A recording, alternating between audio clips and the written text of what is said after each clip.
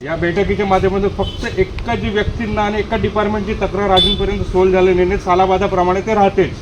MSCB व्यापारी मंडळाच्या माध्यमातून त्यांच्या वरिष्ठ अधिकाऱ्यांपर्यंत आंदोलनाची चिमकी देऊन 31 जुलै ही डेडलाईन पास झालेली आहे. तरी सुविधात सुधार झालेला नाही आहे. पुढे 15-20 दिवसात गणेश उत्सव आहे. त्याच्यात ही परिस्थिती राहील की 31 जुलै जशी तुमची डेट गेली तशीच परिस्थिती गणेश उत्सवात रात्री अंधारामध्ये राहील. शेख साहेबांकडून त्या गोष्टीची गवाही आणि जर शब्द दिले तर ते कशा परिस्थितीत पाळला जाईल ते पाहिजे. नवापूरमध्ये ईद ए मिलाद व गणेशोत्सवानिमित्त शांतता कमिटीची बैठक.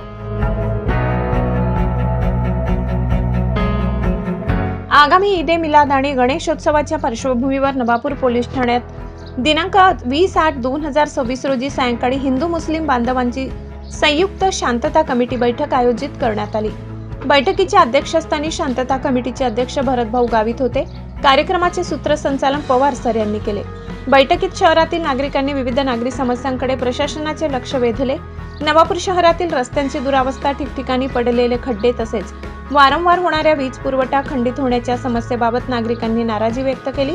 गणेशोत्सवाच्या काळात वीज पुरवठा सुरळीत राहण्यासाठी वीज वितरण कार्यालयाने योग्य नियोजन करावे अशी मागणी यावेळी करण्यात आली.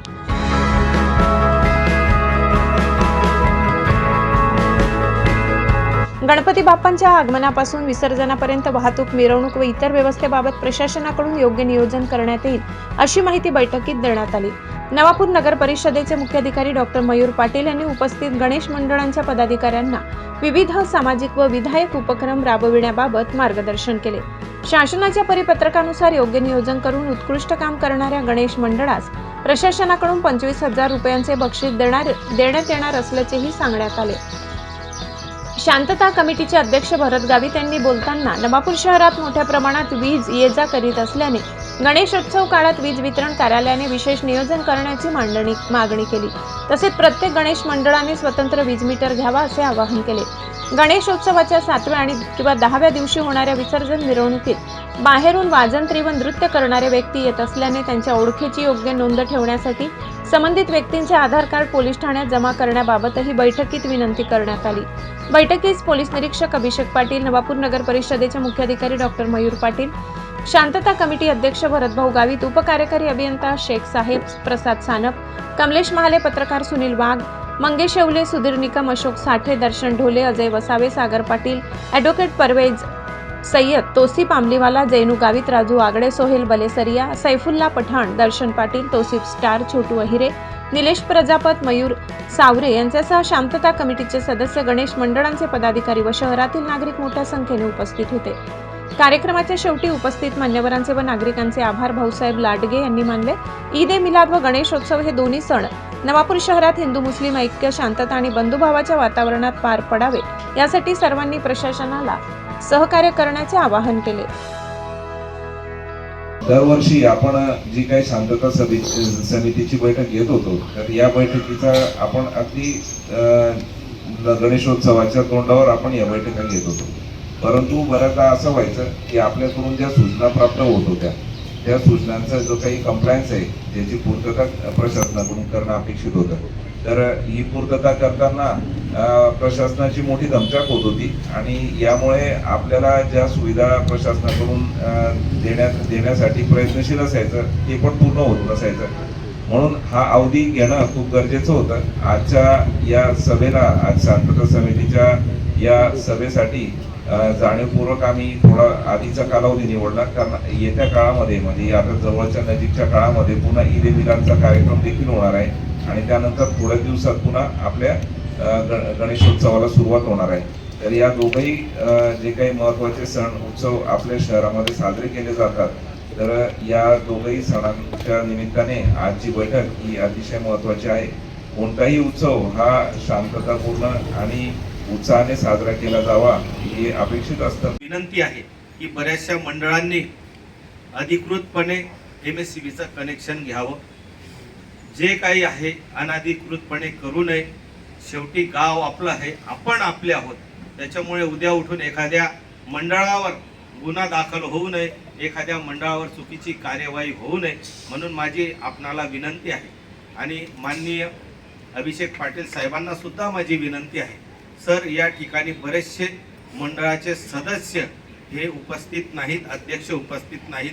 माझी आपणास अजून एक विनंती आहे की अजून 2-3 दिवसांनी फक्त गणेश मंडळाचे जे अध्यक्ष आहेत किंवा सदस्य आहेत त्यांना बोलून जर आपण त्यांच्याशी इतकूच गेला आणि त्यांना जर व्यवस्थितरित्या मार्गदर्शन केलं तर अजून याच्यातनं चांगला प्रभाव पडेल. याच्यात 2-3 मुद्दे हे उपस्थित करण्यासारखे आहेत साहेब, की एक तर मुद्दा आला की कनेक्शन यांनी प्रत्येकाने मंडळांनी घेतलं गेलं पाहिजे अधिकृतपणे, आणि दुसरं गोष्ट की मंडळांनी जे गणेशोत्सव मध्ये भाग घेणारे आहेत त्यांनी पोलीस प्रशासनाकडनं ऑनलाईन पद्धतीने फॉर्म भरून घेणं आणि रजिस्ट्रेशन करून घेणं हे महत्त्वाचं आहे.